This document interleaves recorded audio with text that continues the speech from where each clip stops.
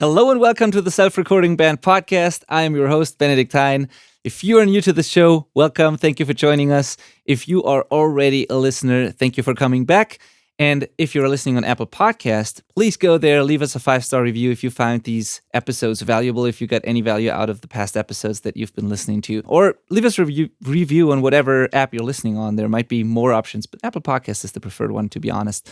So thank you for that. That really helps us reach more people like you. And if you need personal help with your next project, the record you're making right now or the record you're planning right now, if you want feedback on stuff you've already recorded, if you're confused about what steps to take in order to reach your goal as a band or musician, go to theselfrecordingband.com/call and book a free one-on-one coaching call where you get answers to your most pressing audio questions and a step-by-step roadmap, a plan, so you know what to do next and how to actually get to your goal as a DIY artist. theselfrecordingband.com/call. Today I'm here, as always, with my friend and co-host, Malcolm Owen Flood. Hello, Malcolm. How are you? Hey, Benny. I'm good, man. How are you? I'm good, too. Had a fantastic weekend. Fantastic. Things are going well again now. Listeners, you might not know, but I had a wild fall this year, like a pretty rough couple of weeks. We were constantly sick in the family. Like the kids had, all kinds of things, and then we got it from them, and then they brought home the next thing from school. So we were constantly sick and tortured with all kinds of, I don't know how to say it, but ailments. Yeah, exactly. That was pretty much how the past couple of weeks went, and some other things that just happened. Navigated all of it successfully eventually. Yeah, I will. We're back to normal. Attest that it is so impressive how you soldier on when you get sick or anything happens to you, Benny. I'm always like, wait, we're doing the podcast? You should be in bed.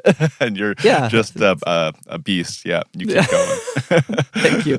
I mean, the truth is that I don't want to do it actually, but I know that if I don't do it and stay in bed, which is probably the better thing to do in most cases, but sometimes the consequences of that are even worse because somebody's got to do it at some point, so I try to do the minimum at least. And but yeah, I get rest, so don't worry. Yeah, no, you're great. Thank you. So how was your weekend? My weekend was great. Yeah, I have coffee chat for you. My fiance Beth is like a part-time fashion influencer on Instagram, and she got given, I say fashion influencer, but sometimes she gets given other stuff for promotions and whatnot. And we got given an espresso machine, which I have very mixed feelings about.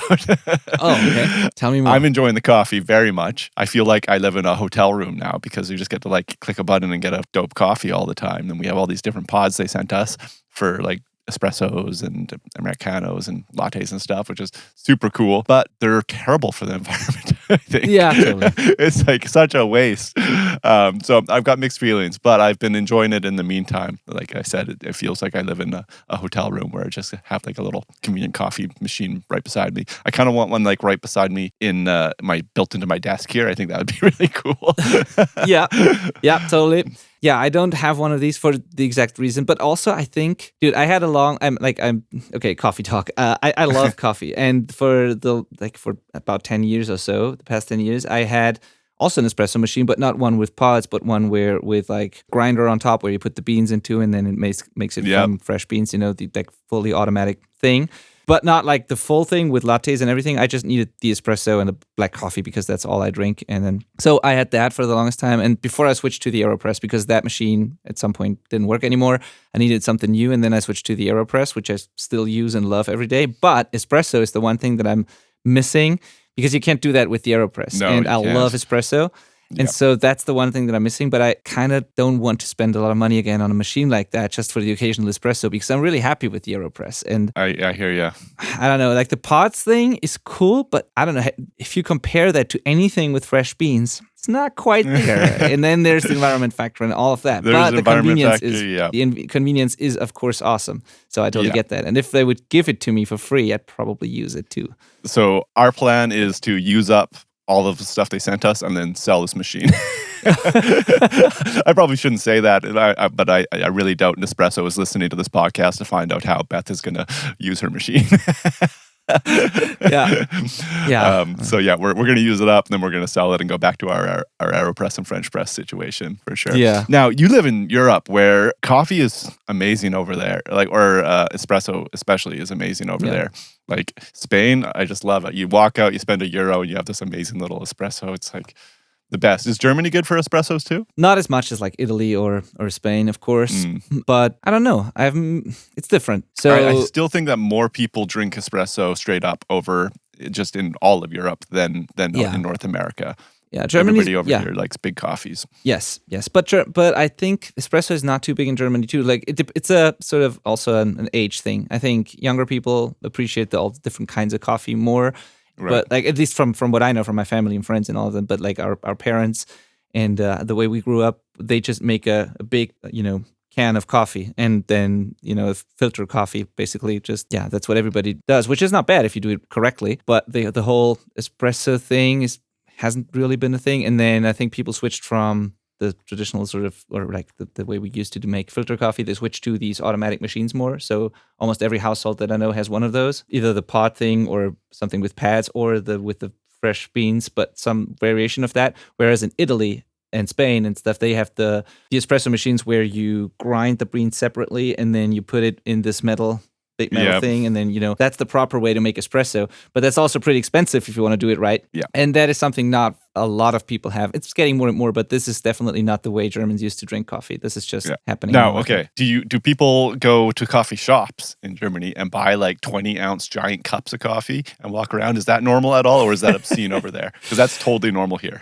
Yeah, I can't really speak to that because I'm so far away from any bigger city. I mean, I am there every once in a while, but I don't really know what's the norm there. There's definitely no Starbucks around here or anything like that. Where you could do anything like that. So here, where I live, it's not the case, but it might be like that in Berlin or Munich or whatever. Right. I'm there 5 times a year maybe. Or when I was on tour with my band, I was there more often. But I have no idea what it is like now. I'm so away from everything. So no, not really. But yeah, coffee is wonderful. There's so many ways to make coffee. It's just, it's fascinating. I feel like it's one of the non-musical related banters we can have on this podcast without alienating our whole audience. Like running, I think we probably lose most our listeners when we start talking about running. Somebody probably just quit at the mere mention of it. But coffee, I think most of our listeners are actually also obsessed with coffee. It seems to be a musical thing. Absolutely. And it's funny you bring it up because I might or might not have a surprise for our listeners and our community in general that is coming pretty soon. That has to do with coffee. Yeah. Oh. Actually, I talked to Christina about this my wife, this past week, and we brainstormed a couple of ideas in all kinds of different directions when it comes to the business. And one of it has to do with coffee. So I am very excited. We'll see. All right. What did we want to talk about today? I mean, I would love to do a coffee episode, but that's not the goal here today, I think. So we wanted to talk about arrangements and building arrangements and arranging your songs in a way that you will have an easier life mixing them, or whoever mixes them, but you build your arrangements with the mix in mind. You choose your tones and the way you play the different parts and how it all goes together in a way that the mix will be easier, faster, more fun, and better overall. And it's such a crucial part of the whole music production process. So I have this process that I always sort of go through when I think about music production. It's what I teach in my courses and coaching as well. And the first step is always like the big picture, what you want to make, your vision for the art you're going to make. Then the next step is like the writing of the song. And then the next step is arranging the song and finishing it before you can record it, right? So, and this is what we're going to talk about. And this comes from a question that we got in our community. And if you go to the selfrecordingband.com/community, this leads you to our Facebook group that is entirely free. And you can join it right now to talk to other self-recording bands and get feedback. And it's a pretty cool group of people. And in there, can we say the name here who asked the question? I think so. Okay, I think so. So Jesse Crawford posted under this name in the community, so I assume it's okay to say it on the podcast. He posted a very interesting question a while ago, actually, that I wanted to address on the podcast because he actually asked us if we could do an episode about this. And his question was, I was wondering, that's his words now, I was wondering if you would have input about arrangement concepts, specifically about how to produce your songs to where the instruments' tones can be clearly defined from one another. I'm interested in hearing how other people approach this idea. To me, one of the main challenges is making tones that play well together. And this is definitely part of the arrangement conversation. There's a little more to it, so we decided to do a little mini-series on this. And thank you, Jesse, for that question, because it's a very important topic and a great question. By the way, his band just released a new song, or his music project. I think, I don't know how to pronounce it properly, so please excuse me if I say it incorrectly, or maybe you know how to pronounce it. I would say Loma Roses. Loma Roses, yeah, that's what I would say too. So this is the name of the project, the band, so check it out on Spotify. He just released a new song. Yeah, actually, he posted a little story about how they recorded it in the self-recording band Facebook community. Yeah. So if you head on there, that's kind of thing you'll find there as well. Perfect. Yeah, exactly. So Loma Roses, Jesse Crawford, thank you for this question. Now, why is this important? You want to, as I said, you want to write and arrange your songs so that they already work, even raw, before you mix them, before you apply all kinds of processing to them. And that way the mix will be much easier, more fun and faster. And the thing is, you don't want to fight your song in the mix, because that's what happens if you don't do this properly. You will always sort of be fighting your song, your arrangement when you're mixing. So you're much better off thinking about the final thing while you're building the song. We're going to show you how to do that, actually. Now, there's different aspects to this, Malcolm. I think part of it is what Jesse said, where it's about the tones and how they fit together. But to me, it's also about, like, what do you even play? Like, what does each part of the instrumentation of the band, what does everyone play in which part? It's sort of, I think of it as like when you were, let's say you put together an orchestra or something, where every single instrument, every section of instruments has a certain function and plays certain parts a certain way, and there's not much you can do. It just happens in the room and it works. And even if people mix classical music, it's not really mixed in the sense that it's processed a lot. It's basically just balanced because everything happened in the room already by just properly arranging it. This is, I think, the prime example here. If you think of an orchestra, it doesn't happen in the mix. It happens right in the room and on the sheet of paper, actually. Yes, yeah. It's the part that is being played and the instrument that is playing it as well. More so than it is the tone of that instrument, usually. So if you're needing like a really bright energy, like something that's moving up in that high frequency treble presence range, and you are trying to get that out of a low power chord guitar by just brightening it up, that actually, maybe that's the wrong call. Maybe you're just trying to squeeze orange juice from an apple. I don't think that's the same, but now it is. So you like the answer to this question might actually come from looking earlier in the process as far as pre-production. Yes, totally. 100% agree. And I mean, with the pre-production, this is always, but again, different people obviously have different workflows and ways to think about it. For me, pre-pro is, again, another step. I kind of like to refine the arrangement even before pre-pro and then really just prepare for the recording. But of course, in pre-pro, you go back and refine the arrangement maybe. So, these parts can be sort of mixed together or not. So yeah, but specifically about the arrangement. So yeah, there is this part of like how the tones go together and what the instruments sound like. But you said maybe this is not even as important as like what each instrument actually does and which purpose it serves and how it serves the song. And it will always have, to me at least as much influence on the sound of the final product as the mixing has. Or you can only do so much in mixing depending on what you did in arrangement or pre-pro. So what we're going to walk you through in this episode is going to be a long list of things that I've prepared in advance, because this is actual content from our flagship recording course that we have in our academy. And this is also a concept that I teach in the Self-Recording Syndicate, our coaching program. And I've taken PDF slides that I give to students, and I sort of turned it into the outline of this episode. So because this was just the perfect way for me to answer the question that Jesse sent us. So if you want to have those slides, by the way, that we're going to walk you through, these bullet points that can serve as a checklist for you when you're working on your arrangements, you can go to theselfrecordingband.com/arrangement, and then you can download these slides, and you will also find that link in the show notes of this episode. So we're just going to go through it in sort of groups, because as we said, there's multiple ways to think about arrangement. It's the tones play a role, but it's also how certain groups of instruments or certain instruments play together as a group, which parts they play and all of that. So we're going to go through that in a systematic way. And it's going to be a little mini-series because it's just too much for one episode. Now, let's just start and go through it in order, unless there's any sort of thing you want to add to the whole why it's important, Malcolm. I think that anything I want to add is going to naturally come up as we go through some examples. Let's jump right into it. All right, perfect. So once again, I'm going to say that we said why it's important, but I actually want to add one thing. So once again, I want to say that the arrangement is very important. So you please take this seriously. Please make notes. Please use a checklist like that to work on your songs. And trust me that it really matters, because I know from experience, from working with so many people in the coaching and also my mixing clients and people in our community, I just know for a fact that most people like to skip this stuff and move straight to mixing and plugins and, shaping their tones and learning advanced techniques. But really, don't skip this. There's the saying, the pros never don't do the basics. And that's one of those basics that we never skip. Yeah. And actually, to speak more to that point, this is a huge part about what I get hired for. And I'm sure it's the same for you, Benny, is when I was producing bands in studio, I would think about it the way that we're going to be describing here and come up with ideas just by going through this process.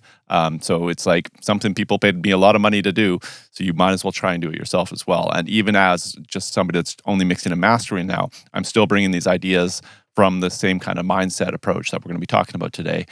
Somebody emails me a song, I listen to it, and I come up with ideas based on how I listen to it. So I think this will save you money.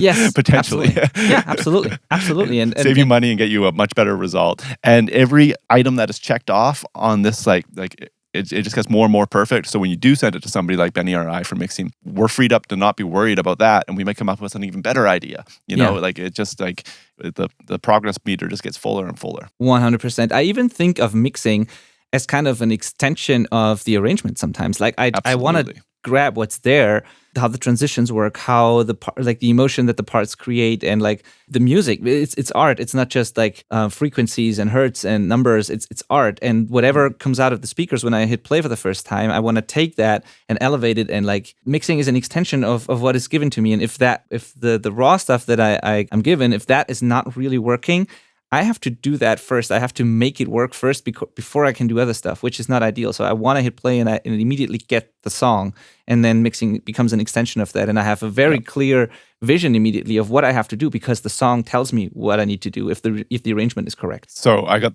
the perfect analogy. Mixing, this will really, I think, help people visualize what it is when we get sent a song to mix. Mixing is being handed a puzzle, and depending on how well you do the job of sorting out the arrangement and recording it, is if we have all the pieces and if those pieces fit together.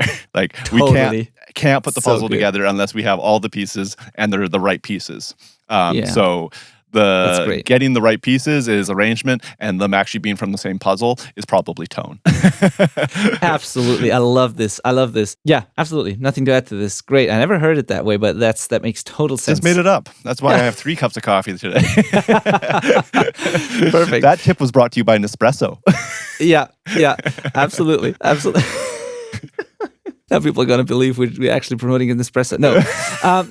Anyway, yeah, let's just, nothing to add to this. This is perfect. So what does the arrangement actually do? Now, the arrangement determines how much space there is for each element in the mix, how much freedom you have shaping the tone of each element, because if it's very dense arrangement, if there's a lot going on, there's only so much you can really do in the mix, because otherwise things will get in the way of each other, So the arrangement and how much space there is determines how much freedom you have. And an easy example of that is like if there's only 3 instruments, and each of those instruments, like there's maybe a slow groove and just a couple of sustaining chords or whatever, then there's a lot of freedom. You can do a lot of things sonically with this, because it's a very open sort of arrangement.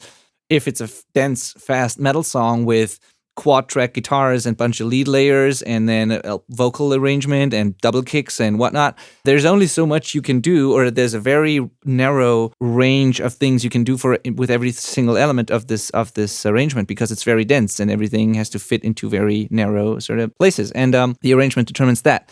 It also determines how well the song carries emotion. And, for example, the message of the lyrics, how each part makes the listener feel, is largely a matter of arranging it well. It's not only mixing tricks and tones that can be part of it, but it's really how it's the song itself and how how the parts play together and the emotion they create. It just happens or it doesn't, no matter what you do in mixing. And I think a well-arranged song, like let's say a well-written song that's played well and arranged well, and then just balanced, just volume, will always sound more professional to me and will always have more impact than a poorly arranged song, no matter what you do in mixing. So Yes. ideally you have both, but I think a good song that's presented well, only balanced, is better than a bad song, bad performance, bad arrangement, and then a bunch of mixing tricks. So yeah, and it also depends on the quality of the mix, of course. But I still think that the song is key. It's king. Yeah. Yeah, you can't do one without the other, 100%. Yeah. Both have to be awesome. Totally. But you can't get to an awesome song from just a mix. Yeah. You need this stuff. For sure. Now let's start with the big picture here. Now the actionables, like what you need to ask yourself. And obviously this is a long list, and a lot of these things on this list it's again sort of an advice buffet where you can. Some things I think are mandatory, other things are kind of optional or depends on your taste. You don't have to do every single thing. Right. It's your art, your music. You can do whatever you want. These are just suggestions from our experience and things that typically work. And we also don't go very deep on each individual bullet point here, of course, because that would be a whole book. But we're gonna give you the right questions that you can ask yourself, and then you will pretty easily find your answers yourself if you just listen to your song and ask you these. So yes, I just want to say that you said typically these are like some of these are really great and work very often, and that is kind of a very key point. Is there's some typical things that are often awesome, but not always. So you can break these. They're not rules. Essentially, you can totally. It could be the exact opposite and somehow work. 100%. Okay, so the big picture, which means the arrangement as a whole. Before we go into individual groups of instruments and stuff, the arrangement as a whole. A big part to me is how the transitions work and the macro dynamics in the song. Macro dynamics is, to me, I don't know if that's an actual term that people use. I always talk about microdynamics and macro dynamics. And macro dynamics are not like the differences in volume between individual snare hits and stuff like that. That's micro. But macro dynamics would be the verse compared to the chorus. Right. Like, is it a loud part? Is it a heavy part? Is it the quiet part? Is it a soft part? And how that develops throughout the song. The sort of energy and the journey you take the listener on through the song, basically how that develops and where the high and low points are. And this is not just sheer volume or how hard you hit the drums, but this is also arrangement, of course. You can have a very minimal verse and you can have a very big explosive chorus with tons of layers or whatever. So this is the first thing that I think about that has to just work. If you want the chorus to work a certain way, you have to arrange it a certain way. Yeah, this is so easy to describe because I can think, like right off the top of my head, I can think of two songs that probably everybody's heard that utilize this to such a successful degree that they're like some of the biggest songs ever in history. Number one would be "Smells Like Teen Spirit" by Nirvana. Like Nirvana just created an entire genre off of this one move of quiet verses, extremely loud choruses. Right? It's like that is the sound, that is the trick, and it's awesome. It works every time. For sure. And obviously there's good songs that don't do this, but this does work. Like it just always feels good going from this small verse to a giant explosive chorus. Another would be "Creep" by Radiohead. That's like a more interesting way. I like the Nirvana one more, but it's not as sparse and simple in the verses necessarily. It's kind of different, but it is still an explosion dynamically going into that chorus. So two examples right there that you've probably all heard. Yes, agreed, 100%. Totally. It totally depends on your music and your taste and your genre, but these are great examples. And it sounds so obvious. I mean, writing a big chorus or writing a quiet verse and creating these transitions. But the reality is that in a lot of songs that I get to mix or that I work with people on, initially when I hear the first couple of demos, there's room for improvement oftentimes. Not every time, but oftentimes. And it's just because, there's a band with like 5 people and everybody plays every part basically. And there's not a lot of room, or at least people think there is not a lot of room to create these macro dynamics. Everybody plays the verse, everybody plays the chorus, maybe chords change, but there's not a real transition happening, But in a production, first of all, you can add more layers that are not part of the real band if you're okay with that. And I think whatever serves the record, in my opinion, can do that. And then the other thing is not everybody has to play, and not every instrument has to play all the time. You can totally have a verse with only one guitar and then 2 guitars in the chorus. Or, you can reduce the groove or make the bass just play a couple of notes along with the kick drum in the verse, but then do the full riff in the chorus or whatever. There's tricks and things you can do even with a small typical band arrangement that creates these macro dynamics. And I just think people oftentimes don't put enough thought into this. So, yeah. Yeah, totally. Our next kind of talking point was like how dense are parts. Yeah, that's basically that. this really is kind of the same conversation, right? Is like, so going back to Smells Like Teen Spirit again, I assume everybody's heard that song. How do they make would hope that so. verse quieter and less dense than the chorus, right? It's because it is quieter, but it's also much less dense. There's essentially not a guitar. He plays two notes a couple times, but the drum parts go to toms, I believe. And so it's like all kind of low end based, not a lot of treble going on, right? It's really occasional guitar plucks and Kurt's voice. And then move on to the chorus. Guitars are in with scream and power chords. Drums are now crashing and bashing. So we can think of that as instrumentation in that there's now more instruments than there was playing that part. But when we think about it as an EQ curve, sonically, this whole bright treble range of the spectrum is now filled up with information that wasn't there before. So you can think of it both from instruments, but also just in the sonic kind of palette as well. 100%. And we'll get into more of that when we talk about the individual instruments and what they can contribute to the arrangement. But totally, it's not only the instruments, it's frequency, parts of the frequency spectrum. Mm-hmm. For sure. You're absolutely right. And when stuff gets brighter, it's typically more present, more forward. You can do that with the low end too, by the way, but we'll get into that. You can also have like a sort of a lo-fi verse, even with not a lot of low end as well. And then the weight gets added in the chorus. Yep. There's all kinds of things you can do there. Okay, yeah. So how dense does each part need to be? Now, the next thing is also something super crucial to me. It's what's the voice of each part. And I don't mean the actual voice, the lyrics, the vocal. I mean, what's the focal point of each part? It can this can be, even if there are vocals, doesn't have to be the vocals. Sometimes it is a bass line. So it can be a drum fill in a certain small section of the song. It can be a guitar riff that's actually more important and iconic than the voice, the actual vocal.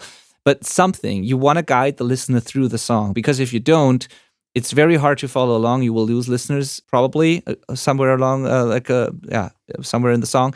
That can be intentional chaos, but usually, if it's not intentional, it's typically bad. And usually it's better to have a focal point and to create this emotional journey to make the listener focus on one thing. Because fact is, as humans, we can't really only focus on one thing at a time. It's impossible to listen to two things simultaneously with the exact same amount of focus. So you can create intentional chaos and let the listener pick what they want to listen to. But usually it's better to guide them through the song and to have one thing that's the focal point and the other stuff is supporting that. And those things can change throughout the song. But thinking about it like that, part by part, is a really good idea in most cases, because then it gets clear what needs to be forward, how things should sound.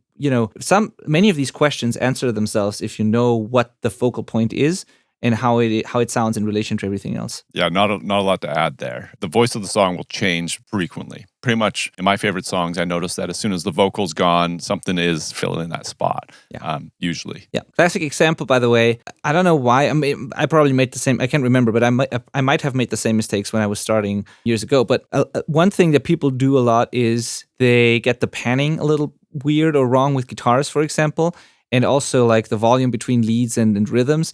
And that's what you just said is when the vocals go away, what happens then? One classic example is you have a vocal part and then there's a bridge or a solo or something with the lead guitar where the lead guitar takes over and becomes the focal point, the voice of the part. So to me, it just makes sense that when the vocal stops and the lead guitar comes in, that this just works, this transition. The lead guitar takes over, and when the vocal is center and sounds a certain way, then I want the solo after the vocal sort of take that spot and just continue the song. And it's kind of weird to me if the solo is then quieter and like slightly off to the side, and right. I want something to take over that part then, and so this is an example of that. So the vocal stops, something else takes over, and then you can ask yourself, do I want to have this in the same spot? Is it intentionally somewhere else? But always with intention and thinking about this journey at the focal point. Yeah, absolutely. Now, the next one, Malcolm, what do you say about this? Because to this day, I don't really know what is better. I mean, it's intuitive to me a little bit. I hear a song and I know what I think is better, but there's no right or wrong there. There's this concept of like intentionally making the same part that comes twice in a song, like a verse or a chorus or something. You can intentionally make it exactly the same, when it comes in again, or you can change things about it. You can add some slight variation. variations. Yeah, I love that. Yeah. That's kind of like the constant dilemma of songwriting. How do we make song 2 interesting? How do we not how do we make verse 2 interesting? Right. Verse 1 is the first time they've heard it. Great. Chorus, it's more exciting. Great. Verse 2, what's new? Like why are we interested in this anymore? We already heard it, and it's not the catchy chorus, right? So that is always a dilemma. Or sometimes it's like a verse 1A, 1B. So you have to make the second half of the verse more interesting. And that's like some of the funnest part of producing is like, okay, what's the little secret sauce we throw in on verse 2? That could just be a slightly new overdub part on a different instrument. That could be adding percussion just on the second verse that wasn't there on the first verse. It's like a little building block opportunity.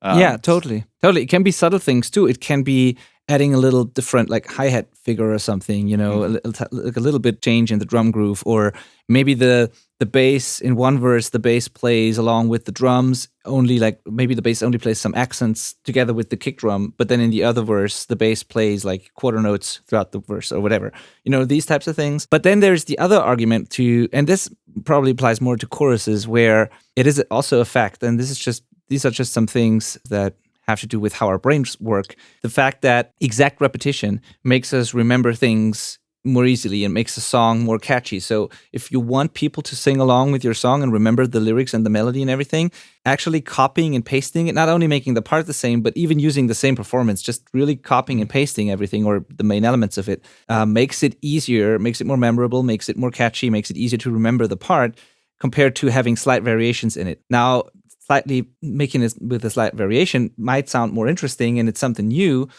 but on the other hand, it doesn't stick as well. So there's, this trade-off, and you have to make that decision for yourself. I think maybe it comes down to genre. Maybe if you want to have a catchy pop song that's going to be on the radio, or you want this one part to really stick, even if it's you even want it to be so catchy that to the point that it's annoying, then you want to copy and paste stuff more.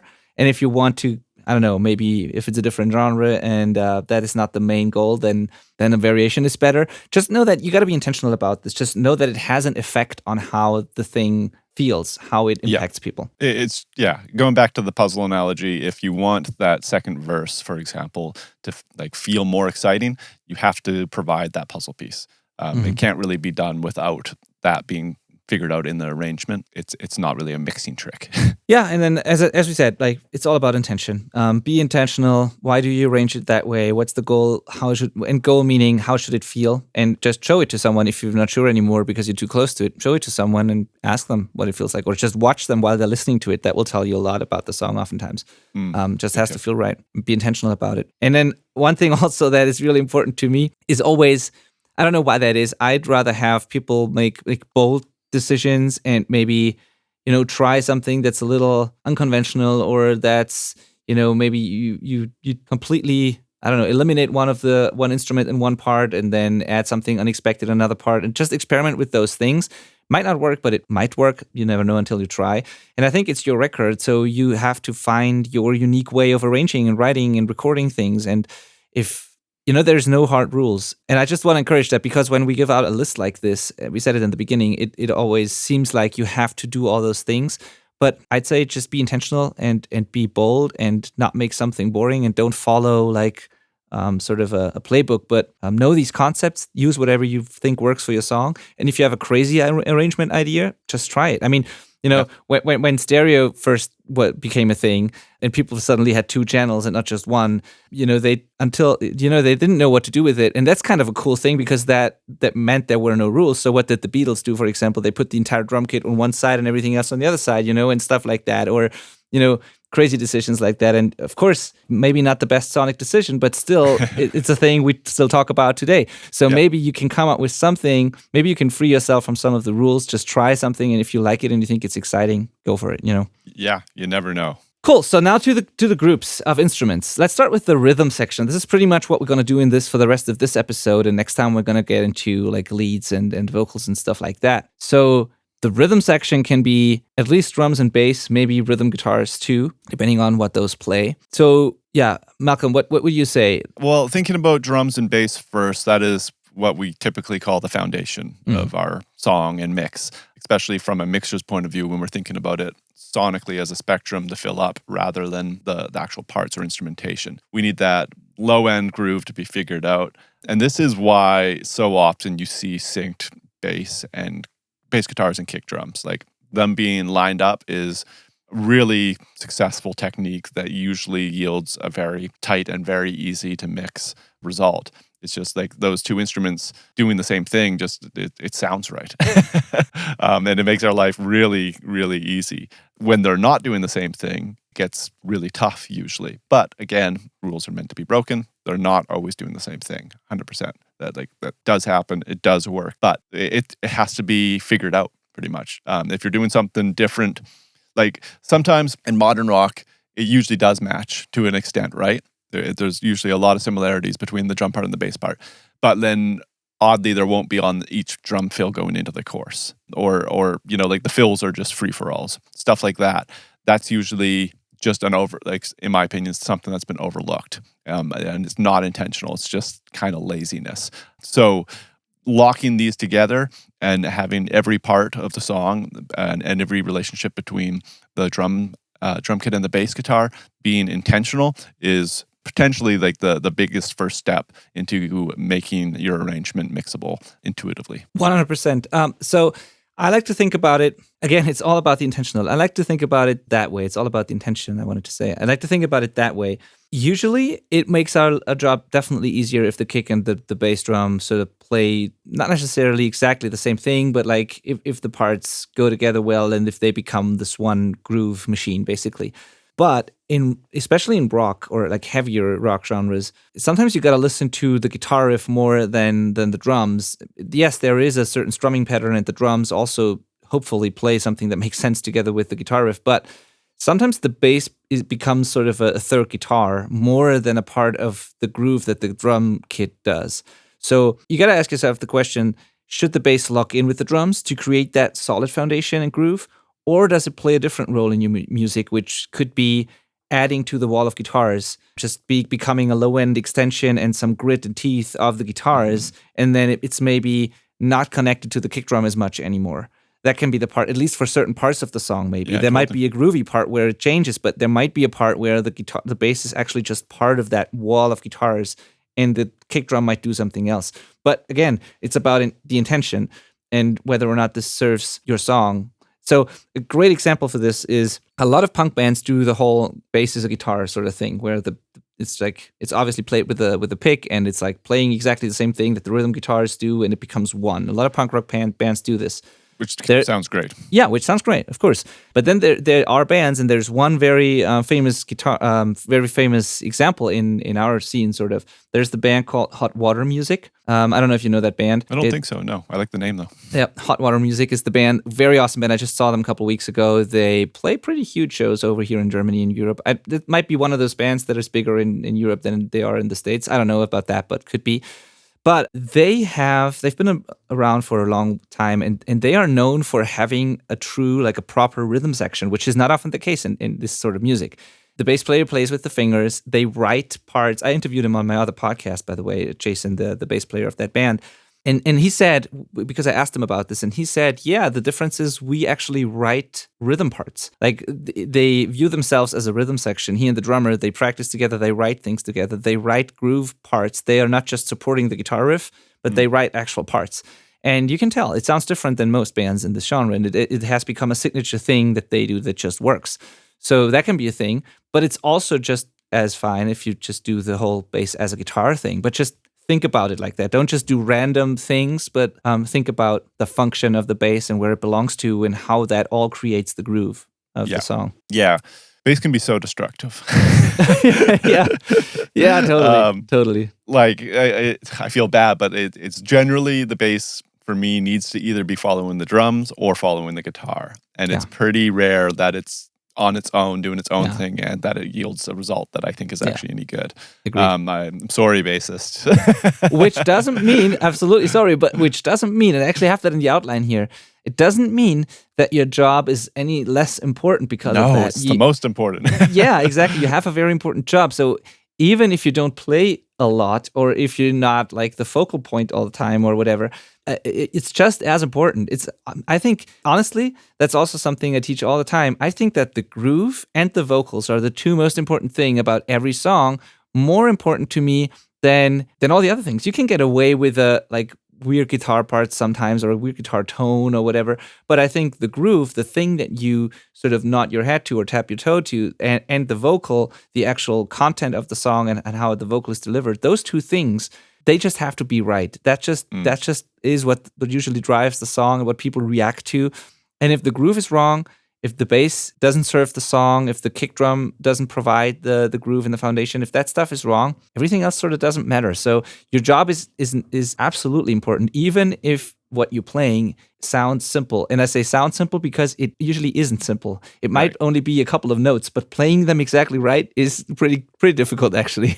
Yep, totally. Yeah, good bassists know that. And so that's the running gag oftentimes. I don't know if that's a thing over there too, but a lot of people that I talked to in the past say like, everybody can play AC/DC drums, it's like very basic. Every drummer can do that. Try and play drums like that. How difficult that is to make it like groove like that. And, it sounds simple. It's only, the whole rhythm section, all of that. Okay, so that. And then I'd say a good way to do that, to practice that, if the bass belongs to the drums, is maybe you want to rehearse drums and bass only from time to time. Great That's idea. something we do now. We just started doing again now for our own band, because as I said before on the show, we have our first couple of shows coming up, and we're all getting pretty nervous because we haven't really rehearsed a lot. And we all live in different cities. So our drummer and myself, I play bass. We decided to do just a couple of drum and bass practices where we really focus on the timing on some parts and like what exactly we do with kick and bass together and stuff like that. And our guitarists do rehearsals themselves too, where they play without amps, really listening to the strumming patterns and really refining that sort of stuff.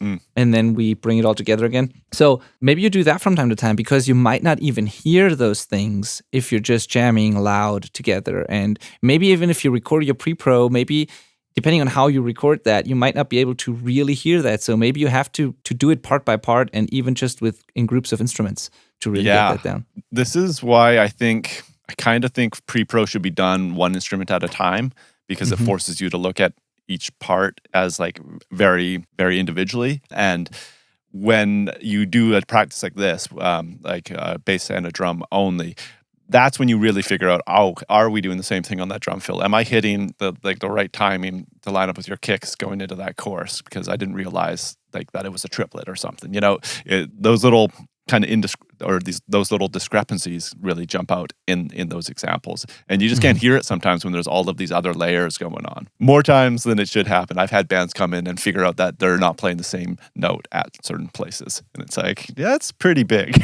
Absolutely. And not just the same note, also the timing, the strumming pattern. We get to that when we talk about rhythm tracks, but also with kick and bass. So many times in the studio, actually, people come in, they are prepared, or they feel prepared, and then when the drummer starts to record or they do some scratch tracks, then the bass player will be like, wait, I thought this was supposed to be on the 1, but you're playing it early, because they never paid attention to that. Or is this really like quarter notes? I thought these were whatever. For the first time hearing it clearly, things come up, and yes, they do. You should avoid that. Okay, now you already said it. When it comes to drum fills and stuff like that is also part of the arrangement, absolutely. And sometimes a spectacular fill might sound impressive on its own, but doesn't really serve the song or the transition. And maybe simplifying that, or making sure at least that it doesn't mask other important things, is really important. So maybe again, it's not any less important if you make it simpler. It's about how it serves the song.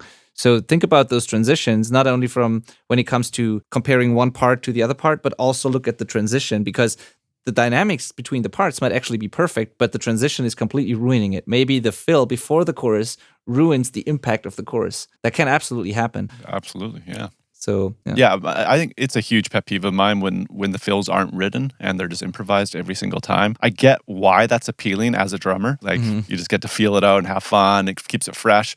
But how is your band meant to play to you if they don't know what part you're going to play? And a theme I've noticed among really good drummers is sometimes they do change it up, but the underlying pattern stays the same. So Yeah. if the bass is syncing to the kicks stay the same, and the hands mix it up, kind of thing. Like it's hard to do. It's challenging. So maybe that's the solution. It's like you get to experiment, but the message is still conveyed. Yeah. And yeah, you're not just leaving your band like behind every 4 bars. Yeah, absolutely. Absolutely. Also, a quick real life example here that just happened today to me. Also, with my own band, I was just finishing mixes for the final couple of mixes for our record that we're gonna put out soon. And there's one song where I sent the mix to the band, and one of our guitar player who wrote the song got back to me and said, in this break, there were some hi-hat counts in there, and these really were important to me. Like, why did you cut them out? And I was going back to the session, and I'm like, dude, there's no hi-hat counts in there. Like, I never cut anything out. And it turns out it was part of the program scratch tracks that he had, but the real recordings that our drummer did, he just didn't record those counts. And it's like, it's a snare roll that ends, then there's an empty bar of 4, and then there's the impact of the next part. And in that empty bar, there were like quiet hi-hat counts with the foot, in there. And he didn't play that, and it was part of the program drums, and our guitar player now was missing that. And you might think that's not important, but honestly, comparing the program version to the final version, this break feels different if there is, like, depending on like whether there is a hi-hat going through it or not. And now what we've tried is, our drummer said, like, okay, we could try maybe you can obviously program like these hi-hats in or something, but he said maybe an alternative would be in that break on the 3, I think he said, we could do one open hi-hat or a China or a crash hit or so before the impact of the chorus, like something like that. An accent. Yeah, an accent. I tried that, and what happened is that chorus after the break without anything sounds really big. With the hi-hats counting, also sounds really big. If I put a loud cymbal like right before the impact of the chorus, the impact is destroyed. That doesn't work anymore. There's this crash before the 1, and then the 1 comes in, and the 1 doesn't have any impact at all anymore. It's fascinating how that changes, how everything feels. So I was trying that, and I was like, no, that's not gonna fly. So we either have to leave it as it is or put those hi-hats in, but definitely not a cymbal before the 1 of the chorus, Fascinating. Yeah, the tiny thing can have huge, huge results. Yeah. Now, I think we should talk about one thing real quick, Malcolm, because that was part of Jesse's question, or actually the main part of the question. We are talking about how things are played and who plays what at which time and all those things, which is obviously important. But part of his question was how to make tones, or how to come up with tones and create tones that can be clearly defined from one another, and making tones that play well together. So we should talk just a little bit about tones too when it comes to kick and bass. And not mixing. We have to be careful not to get into mixing territory. But to me, this means, in this case, and I want to hear your thoughts, to me this means kick drum tuning, or choosing the right size of a kick drum. Yep. That's where what it starts with, because that determines where your fundamental is, how low, how deep it is, how big it is, how loose or tight, and all these things, like what the drum actually sounds like. Yep. And then also like which kind of bass you're playing. Is it a 5-string? Is it a 6-string? Is it a 4-string? Do you play like, is the E the lowest note, or is it down-tuned? Do you play high up on the scale, or like on the deck, or whatever? Yep. So I think these are the things that I would be thinking about. Not even so much not the mixing, but like, what does the raw instrument actually do, and does it go together well with the kick drum you've chosen? So I don't know how you would approach that, but these are the questions that I have in mind when I arrange things. I would listen to how fast is the song, how long can my kick drum be, therefore, like how big can it be, or how tight does it have to be, and then where does the bass fit in with that? Yeah, and I think a really easy rule of thumb to keep in mind is that the more separated something is, the more defined it will be in contrast. So if the part is riding on the floor tom, it's just kick and floor tom, big jungle drums kind of thing. That's all obviously very low end content. So if you pull out a 5-string and play on your lowest notes there, it's going to be pretty hard to tell what you're playing, probably, actually, because they're just different frequencies in the same area overlapping with each other. If you take that same bass part and jump it an octave, it'll be insanely clear. Now, that might not be what you want, but it will be clearer. So, like, if you keep that in mind, you can just decide, okay, is this meant to be defined, or is it meant to gel in and be closer to it? So that's kind of a first step, I think, is the contrast.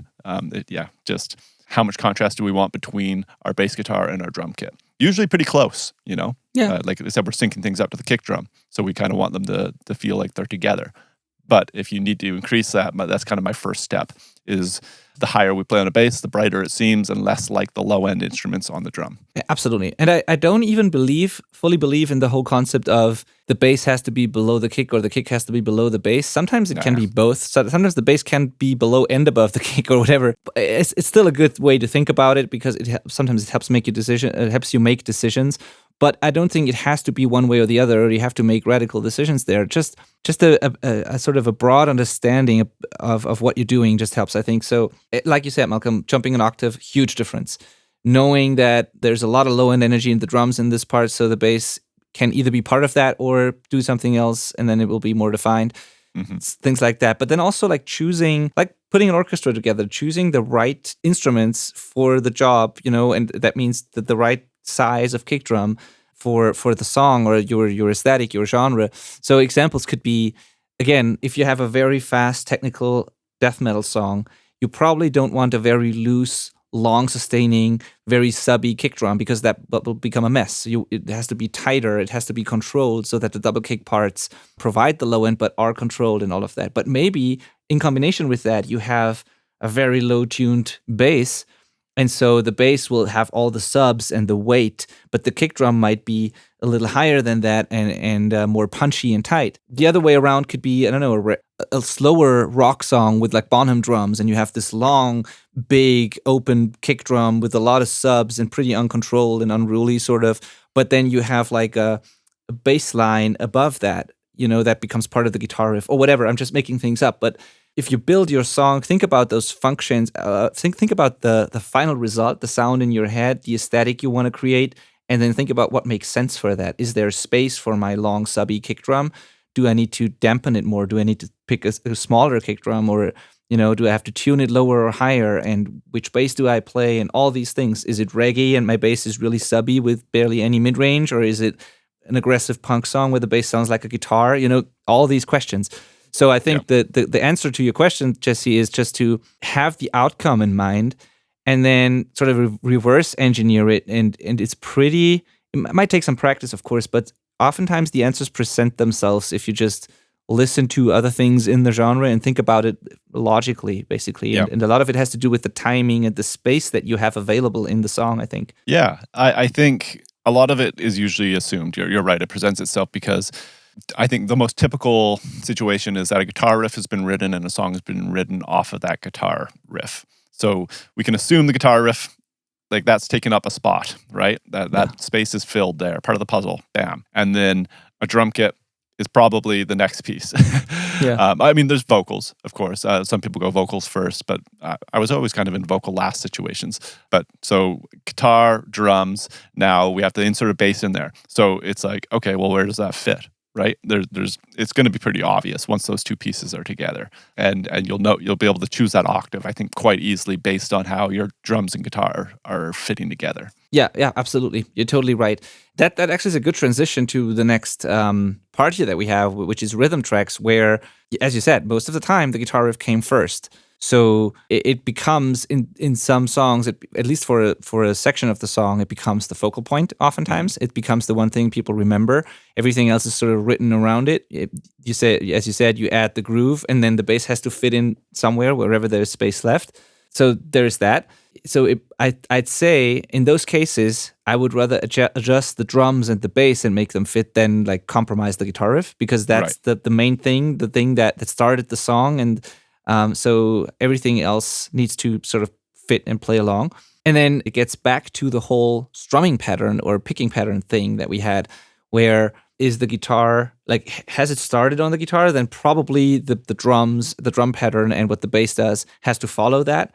If it didn't start on the guitar, but somebody came up with the groove and a vocal melody or whatever, then the guitar strumming pattern has to serve that. But in rock, I'd say more often than not, a guitarist comes up with an idea and then the band jams to that.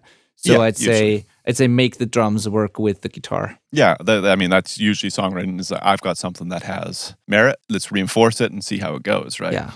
So making things fit to that.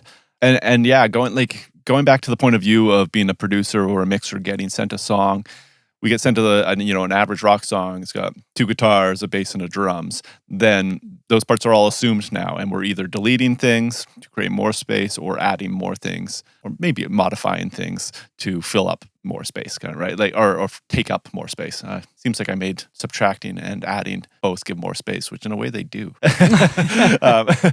Weird train of thought, but there's going to be my point is there's going to be some assumed things, right? Based on like just writing the song, your first version is going to have some assumed parts, and then you can be like, okay, these parts aren't going anywhere, but there's a hole here, and there's too much right here. What do we do? Yeah, exactly.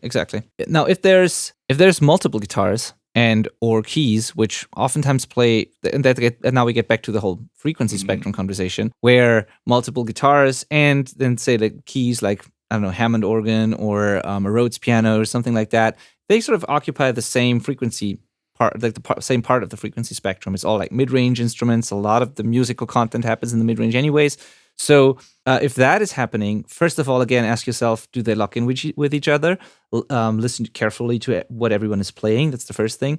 But then also, can you, again, shift something an octave? Or can you capture a source tone, dial in a tone on the amp, or do something to separate the organ from the guitar, for example? Or is that not the goal? Maybe they should become one and create this wall, and the organ should just be a subtle thing that just fills in a hole but not really be audible on its own, these types of questions. So the timing is one part of it, but then once you got that figured out, you have to think about the frequency spectrum, and you only have this limited frequency range, the mid-range, available, and it's like can be split up in lower mid-range, then maybe the actual mid-range, and then the upper mid-range, and then you have to decide, okay, I want guitars with bite and aggression.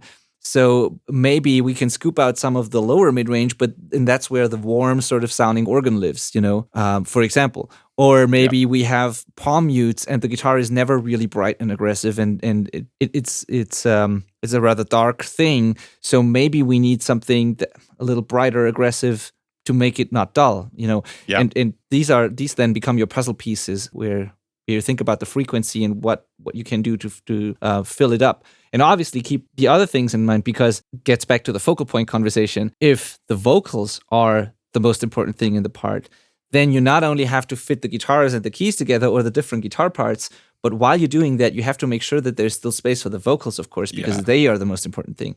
So it gets more and more complicated, and everything affects everything, basically. Yeah. Well, I mentioned earlier that like the more you separate things, the more contrast there will be and the more definition there will be, right?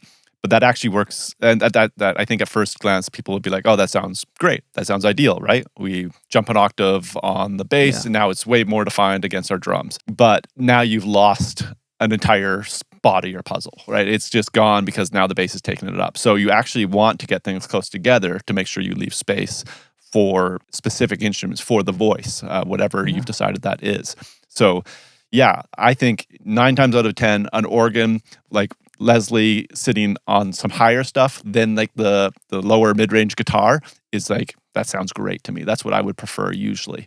But that organ being up there might just eat our vocals, depending on where the vocals are, of course. But it's like, okay, yes, this is usually my preferred sound, but by doing that, I'm making my vocal sound worse, so we can't do it. Yeah, totally. Totally. There's always a cost, so you have to keep that in mind. Contrast sounds good when you're thinking about that instrument that you're trying to listen to. So and this is something that's really easy to happen by accident, is you're focusing on whatever instrument you're recording. You've got it loudest in the mix. You're obsessed about that one thing. So you make it stand out no matter what. Snares. This happens on snares all the time. People end up choosing a piccolo because they can just hear it. It just gets louder and higher. And then when you add in all the other instruments, though, you're like, oh, why do I choose this really high pointy snare that doesn't really fit? It's just sounded the loudest. Absolutely. And then especially if it's like slow, heavy, sort of groovy parts, and then there's this ping, thin sort of snare sound that doesn't have any weight to it, it can be so wrong, but might sound massive on its own if you just hit it because, as you said, it explodes and is loud, whatever. But in the context, it might become very tiny and not really serve the part. It's the same reason people over-distort guitars. We're hyper-focused on our guitar tone, and we're just like, it just keeps getting bigger and more grungy, and then by the time you actually are using it in the mix, the decisions weren't made against the mix or the arrangement. Very careful. Totally. Also, multiple guitar layers. If you have heavy chords, like power chords, and then octaves on top of that, and then a vocal, and then vocal harmonies, this stuff will clash. I'm not saying you can't do it, but you have to be very careful, and you have to think about how these things interact. Maybe you want to do a call and response thing. Maybe you want to, play the guitar part again higher or lower. Maybe you want to skip the octaves entirely until the vocals are gone, or whatever. But it all takes up space in the mid range, and there's only so much space for everything. And if you don't want to run into the classic situation where the revision notes are basically make everything louder, because this is when you get revisions back from bands and they like turn up the vocals, but also turn up these octave guitars, and then also turn up this other guitar, because this is usually the result of a bad arrangement decision when everything is like as balanced as it can be and still nothing is really audible. They're all playing different things.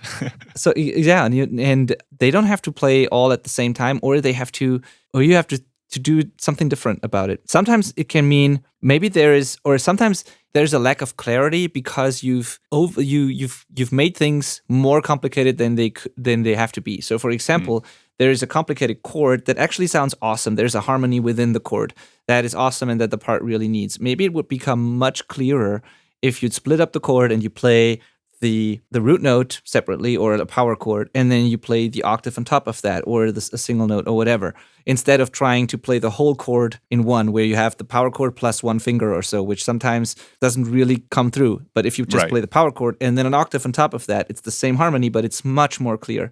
And simple things like that. So it can be too much, or it can be not enough, and then you have to maybe add a layer or split it up. But just think about these things, and don't just assume, is what you just said, Malcolm. Don't just assume that it just works. You like the part, it just seems to work, and now you record it that way. Try it out and see if there's really enough space for everything, or if there's something that just doesn't cut through, and maybe you have to do an additional layer or something for that reason. Right. This is kind of backpedaling, but I want to mention it. I feel like we've been talking a lot about the frequencies that stuff take up and if they're playing the same part, but I think it's also important to think about it in terms of sustain and rhythm. Then we talked about rhythm a little bit, but sustain especially.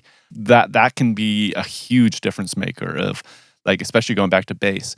They can be playing the same part as the guitar riff, but if they're not sustaining as long, that's like a hugely different result, and can be great or bad. Maybe you need it to fill up and kind of be that glue, so there's like always some low end warmth happening, or maybe you need them to just be going dunk, dunk, dunk. And it just like can be. It's so huge. It's such a I can't believe we overlooked that. But that can be a great way of playing the same thing but making it different. You're hitting all the notes at the right time, but not playing them as long. That can be huge. And going back to what stuff we can assume inside of a mix, like we said, we can assume that there's going to be a guitar riff, and that's taking up that spot. We can assume there's going to be drums down here, and the bass is probably going to have to follow one of those two. And ideally, they're kind of all on the same page. We can assume that there's going to be a vocal rhythm that's different than that. Right? So now we know that there's one instrument that's playing something different. So if you have then a lead guitarist that likes to make up his own riff to every song over that like pre-established rhythm, now you've got two different rhythms going on, and that becomes instantly harder. So if the bass player is also doing their own thing, you see where I'm going with this is we have to limit the amount of different rhythms going on. Otherwise, the song doesn't actually have a rhythm or a groove. Absolutely. And this goes back to, for whatever reason, a lot of people think the more sophisticated and complicated things seem or are, the better it is. But oftentimes it's not better. It's actually better musicianship to play less but really well together than trying to do 5 different rhythms, even if they are correct. If they, as you said, if there's too many different things going on at the same time, there's no clear rhythm that comes through, and you're going to lose the listener. There's nothing you can move to. There's nothing. It doesn't, the emotion, everything is not transported as well. So yeah, absolutely, 100% agreed. And the other thing is, if everybody's playing the same thing, same way of with the same sustain at the same time, and so on and so forth, and then just one element does something different, that really sticks out, and that works, because then you have this main groove, but one thing is different, and then the difference will be drastic. But if there are 4 things playing slightly different things, like almost the same, but not exactly, and then one thing plays something else, that doesn't really work anymore, because it's too much confusion. But if there's only 2 things, the contrast will seem bigger, and then those intentionally chaotic moments are even better. Yeah. So if you want to make a yeah. really catchy song, there's 2 tests you can do here. You should be able to have written the song, obviously, kind of thing. You've got that, and then you can whistle it, and they know the rest of everybody can recognize the song you're talking about, right? And then you can also drum it on a table in front of you, kind of thing, and everybody realizes oh, you're playing the main hook of that song, just from rhythmic, no notes, kind of thing. The examples that are coming to mind for me right now is Seven Nation Army, White Stripes. Mm-hmm. Everybody remember that song? Or I think it's called Hardest Button to Button, another White Stripes song. They're just so rhythmic, and they were just as catchy in melody, but as in timing as well, kind of thing. And those songs are catchy. Yeah. Really catchy. And I can only imagine how much fun they were to mix as well, because it's literally one idea, each of those songs. Yeah. It's so it's in your head instantly. Oh yeah. Yeah, 100%. Great examples. Totally. Great tests. And these are the things you should just write down and then really try, because these are the tiny things that you can make this test and drive and see for yourself if that works. And if not, then maybe there's too much chaos and you need to simplify things, unless it's intentional, as always. Yeah. So there's a couple of questions that I'm going to just leave you with, and then there's one final thing that I want to address here, and then we'll wrap it up for this episode. So the questions are basically, just summing it up, is if the part is not big enough, can you add additional layers to make a part bigger or enhance the vibe of that part? Right.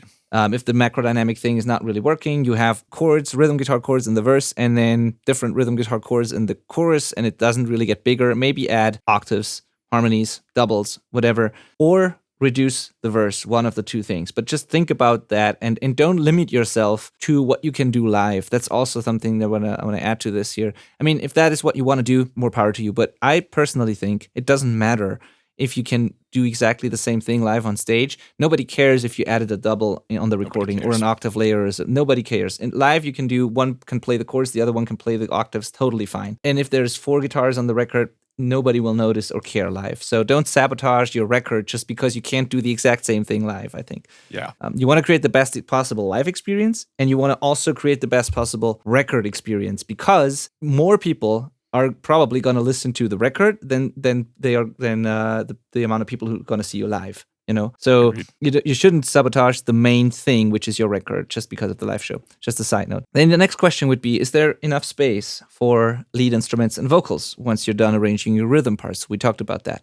Then is there enough space for low end, or for the bass to be the foundation, without everything becoming muddy? Meaning, if you have a ton of low guitar layers and palm mutes and maybe some deep synth or whatever, is there actually space for the bass guitar, and where does that fit? Or do you need to capture thinner tones or shift things up an octave, because otherwise your bass run doesn't fill in anymore or whatever? So think about that. Same thing at the top. Is there enough space in the top end to make the cymbals shine, for example, because they are going to be, in rock at least, they are likely going to be the thing that dominates the top end. Is there enough space in the top end to make the cymbals shine without everything becoming harsh and sibilant? Because if you have very bright guitars, for example, and very sibilant vocals, very present vocals, and a lot of things sort of occupying part of the real top end of the song, then you have to turn up the cymbals even louder, become audible and explosive, and then the whole song might turn into a very harsh mess. So maybe live with a slightly darker guitar tone,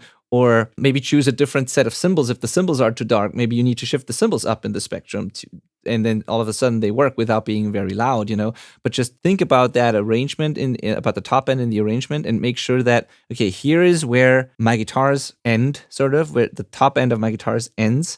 Now, what is going to take over from there? Is it the cymbals? And if so, is there a gap in between? Do they take over the top end? Do they go into the guitars too much? Or, these types of questions. Just make sure, again, like a puzzle, that whatever is your highest thing below the cymbals, where does that end? And then is there space for the cymbals, and where do they take over? Where does the vocal sibilance fit in? These types of questions.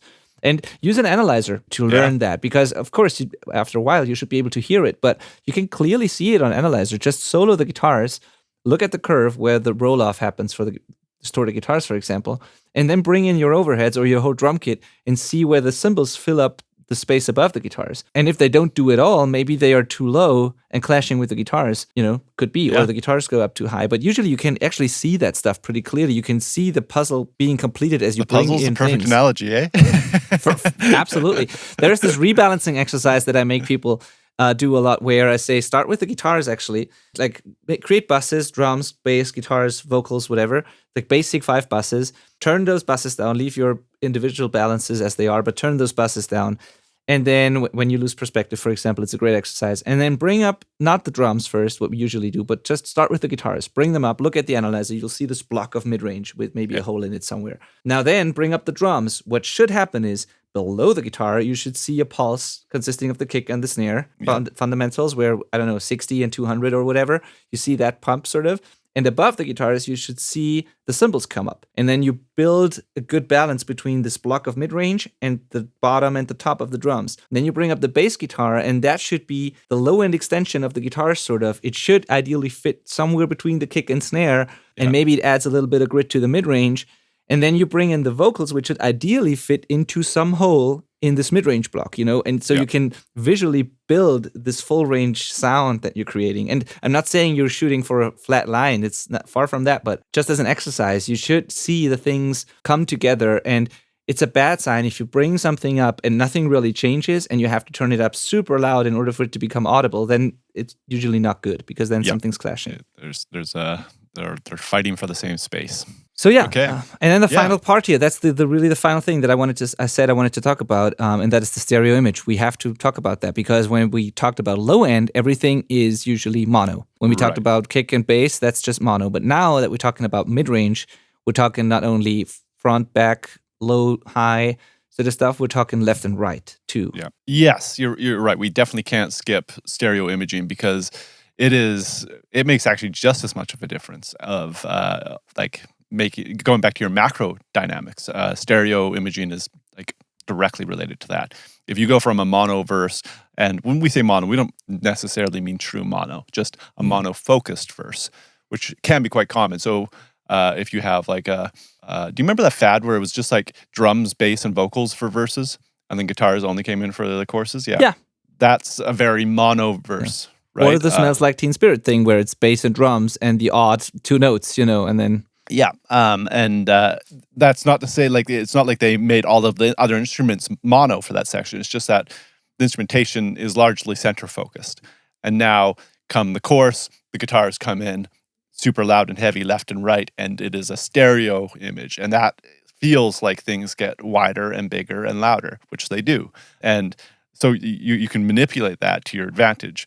Just like that, or in a million different ways as well, of course. You can have stuff where it's just leaning to one side and then it comes in, and that feels different as well. There's all of these different combinations of both volume and width. 100%, yes. And what you just described is intentional, like where you make a verse narrower and then the chorus wide so that it has even more impact and sounds bigger and all of that. But it can be unintentional sometimes where people, again, going back to the whatever they do live thing, where the band might just have one rhythm guitar and they haven't thought about recording a double, and so everything they record is mono. And I have this often where people don't even realize that this is a thing. They just think they record the guitar, and they record the guitar, and then I get the things to mix, and then I'm like, what should I put on the other side? And then the question is like, what do you mean the other side? Yeah, I have one guitar. I can put it center or left, but then I don't have a right, So think about the stereo spectrum and listen to a bunch of your favorite songs. You might maybe you never paid attention to this, which is totally fine. I'm not saying you have to know all these things already. That's why we're here for. But now, if that is new to you, that concept, just listen to songs you like, and you will find out that there's usually a guitar on the left, a guitar on the right, or another counterpart, sort of. But it's almost never, for the whole song at least, it's almost never just everything up the middle or everything leaning to one side. So if you only have one rhythm guitar in the band or one guitar in the band, live that might be your thing and that might work, but on the record you might probably have to record a double so that there's the same guitar part on the other side too. Or you have keys or some other counterpart on the other side. But just think about that. Think about the stereo mix, what is left and what is right and what is center. And I just had it where someone sent me a song to master actually, and when I master things, I always give, if there's things that clearly should be fixed in the mix or where I think that they could get more out of the mix, I will always give feedback and not just start mastering if I think there can be things can be improved. So what I did was I listened to the songs and I realized just that big parts of the songs were leaning to one side because they had one guitar slightly panned to the side and nothing on the other side. Mhm. And then sometimes they tried to compensate it by putting some vocal effects on the other side or something, but it always sounded kind of off and like not really focused.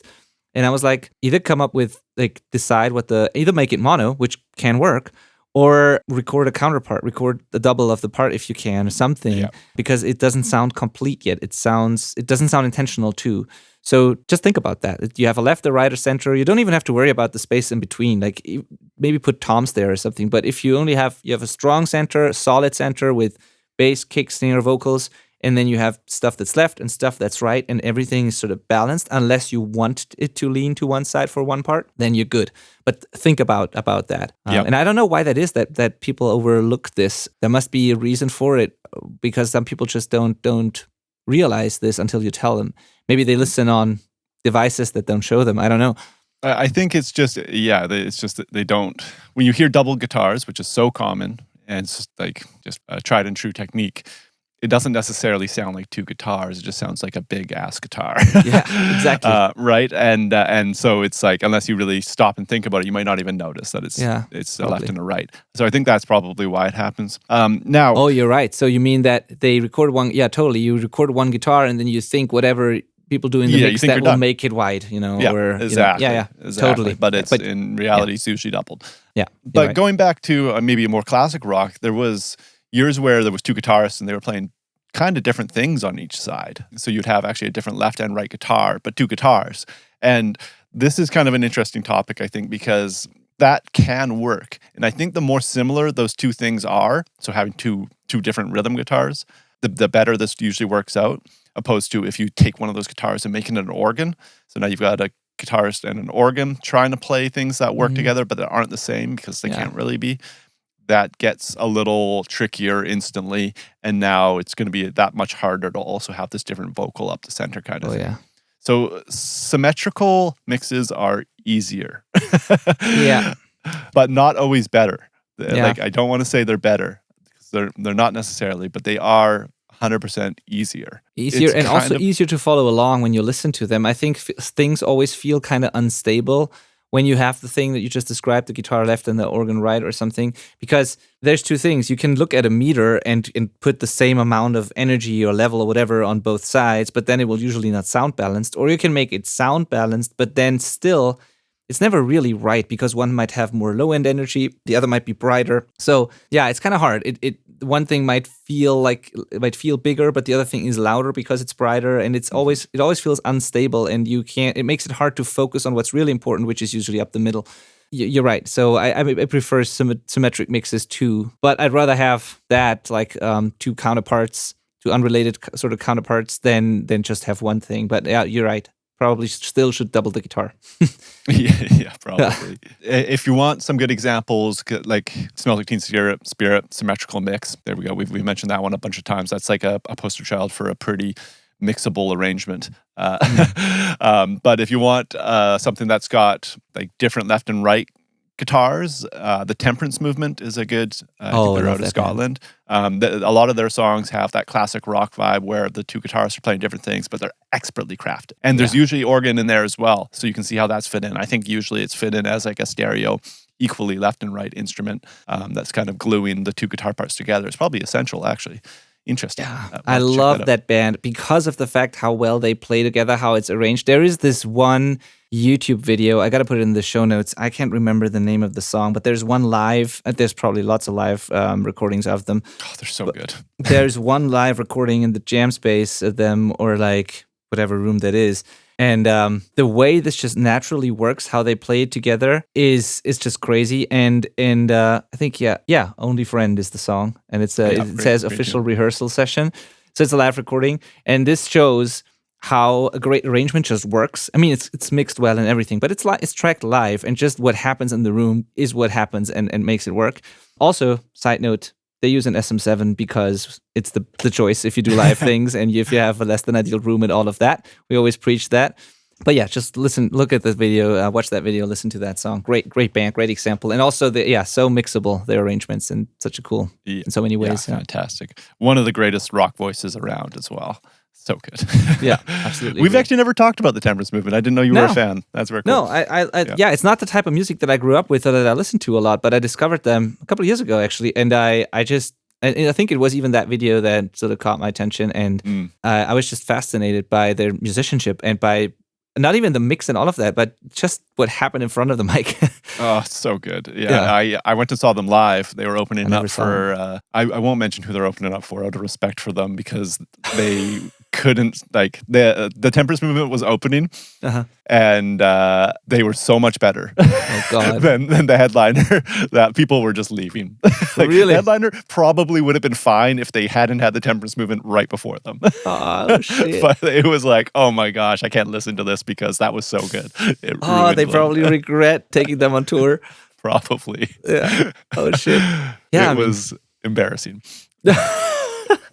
And that, I don't know about that show, and that it's even more impressive when that happens because usually the promoters and like people who put on these tours, they make sure that the support band is not sounding as loud and good as the headliner and all of that. So even the front of house mix and everything is intentionally thinner, has less low end usually. Everybody's all working towards impressing the headliner, that's like that. People don't know that or don't realize that often. But when you go to a show and the support band has a shitty sound, that's not because they don't know what they're doing. That's intentional oftentimes because they want to make sure that the headliner looks and sounds as good as possible in comparison. But if a support band manages to still be better and sound better and everything, then that's pretty impressive. Yeah. It's I could talk about that band for a long time though, because them and Rival Sons are two bands that break the rules we're talking about all the time, and do it expertly. Yeah. So if you don't want to have symmetrical, modern sounding mixes, but you still want it to be balanced and arranged really well, those are the two rock bands you got to check out. Yeah, prime examples. Yeah, exactly. And it's still intentional and it is balanced in a way. It's just not symmetrical, but they know what they're doing. They're not leaving it to chance. They know exactly what they're doing and that it works. Somebody signed off on this. And the next episode is actually going to be like a continuation on this, where we'll be talking about more kind of lead styled instruments like lead guitar parts or lead hooks, vocals, and stuff like that. And this is the heart of the process that more often than what everything we've talked about today, the ideas sometimes come up later in the recording. So they might get missed until you're actually tracking, like after pre-production. Sometimes you're just like, there's a hole here, what do we fill it with? And that's a really creative, fun problem to have and get to play with. So this next episode is going to be exciting. Yeah, totally. So one last thing to add to the stereo conversation, just simply copying over the rhythm guitar doesn't work. I have to say that. Doubling means, I didn't know that when I was starting out. So doubling guitars means you have to play it twice, because if you just copy over the part, it will still be mono. Both speakers are doing the same thing, which is mono. And even if you delay it slightly or manipulate it slightly, it's not the same thing as a double. So doubling means record the thing twice if you need the counterpart on the other side. And then the final thing, before we wrap this up now, or in wrapping this up, I have to say that I hope you're listening to this podcast now. I hope you realized that we were talking a lot about frequencies and how things go together in the spectrum and all of that, but we didn't talk about EQ once. We only talked about like what parts are being played, how the source tones go together. And I really hope you realize that, because I also know from experience teaching people and talking to people that when I say, how do the cymbals fit with the guitars? Their minds immediately go to, I got to boost different part of the top end on my cymbals, instead of thinking I have to choose different cymbals, or I have to change my source guitar tone, or I have to play a different part. So nothing of all the things we just said here was meant to give you like an EQ tip or something. So we're not saying remove this part of the spectrum. We're saying play a different part, or choose a different instrument, or play the part an octave higher, or all these things. But this is not mixing. This is really building this. All of the things we just said, you can do this in your jam space without even recording. You should record it so you listen what you're doing. But this is not part of the mixing. This is not what happens in the computer, unless you're building songs in the computer, of course. But this is really building the song, arranging it, and filling in these holes and making sure the puzzle works has, at least at this stage of the process, nothing to do with mix moves and EQ moves, but with choosing the right puzzle pieces so that they fit, so that later in the mix you can use them to complete the puzzle and make them fit together. Yep. And every mix move you make later, you basically apply the same concepts and the same thought processes, but you have to do less of it, which will sound better. You can do it with intention. The song will tell you what it needs. You don't have to guess because it's already built into the tracks, basically. And then you do all the same things, just with EQ, but less of it and better and with intention, and your life will be so much easier. So this was not about EQing. This was really about the source. And please don't skip this, even though it's might be tempting to just grab an EQ and try to accomplish it there. But don't skip this part, please. It's essential. Absolutely. Oh, and everybody watching, my cat has joined us. Hello. He's gotten big. Yeah, she's a. She's gotten big. She's a she, but she's she's grown. Yeah, totally. I thought you had was it? It's a she. I thought it was a he at some point. No, always a girl. She was always a girl, I'm sure. But she's typing into our notes here. I'm seeing. Oh, just adding stuff into our podcast notes. I thought you had another cat or something. I thought we do have two, but they're both girls. Okay. Sorry for that. I totally got that wrong. It doesn't matter. I don't think she minds. I'm just watching her type. She's just walking over the keyboard and adds things to our podcast. Yeah, this is outline. Good content. This is. Yeah. Yeah, she's destructive, a menace. Yeah, totally. Which cats are by nature. So, all right, cool. Let's wrap this up. Let's continue next time. This has been a long episode. Hope you got some value out of this. A lot to think about. Again, go to the show notes of this episode and can't stop. She's gonna ruin something. Yeah, just go to the show notes of this episode. Go to the selfrecordingband.com/podcast. There you find all the episode show notes.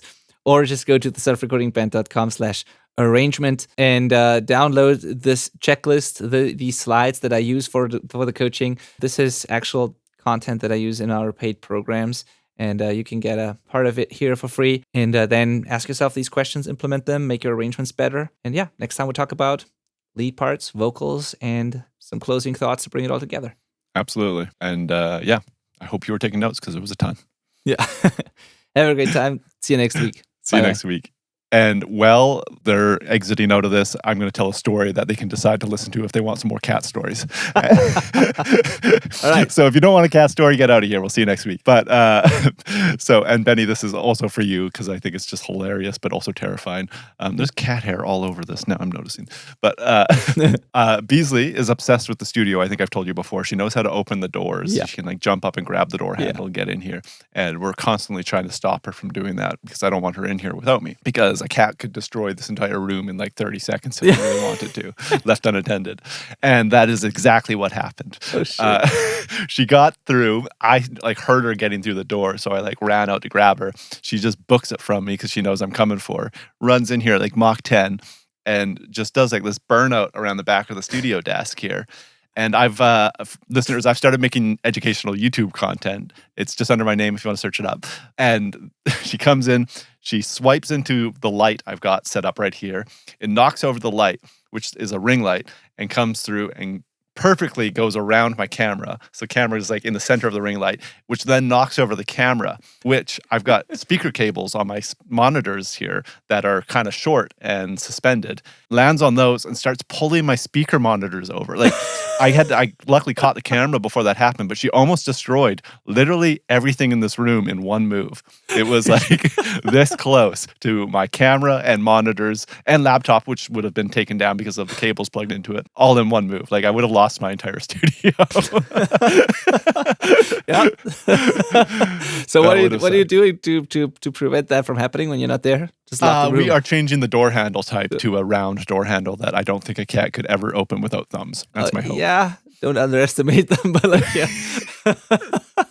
but yeah, probably harder at least. Oh yeah, god. And weighting down some stands because that light stand should not be able to fall over from a cat. Yeah, totally. That makes me question the idea of integrating my studio into our future house because now it's in a separate building and maybe that's a good thing. Maybe that's a good idea. Maybe I should change that because we have one of our cats can open doors too. It's super annoying because he gets in the bedroom at night all the time and wakes everybody up. And yeah. So I never thought about that. It's actually really dangerous when you have the studio at home. It was so close, man. Close. That's a great story. Tens of thousands of dollars. Yeah. But I wonder all the time while you were talking about that, I wondered how you stopped it from happening because you had to catch all those things simultaneously, right? So but they were all being pulled down from the combined weight of the camera and the light. So I got my hand under the camera and that stopped it, kind of thing. It was just one single point of contact. Yeah. We made it. Live to fight another week. Awesome. So if you're still listening to this, congrats, and I'll see you next week. Thank you for listening. That's kind of amazing if you're still listening. Yeah. See you next week. Bye-bye.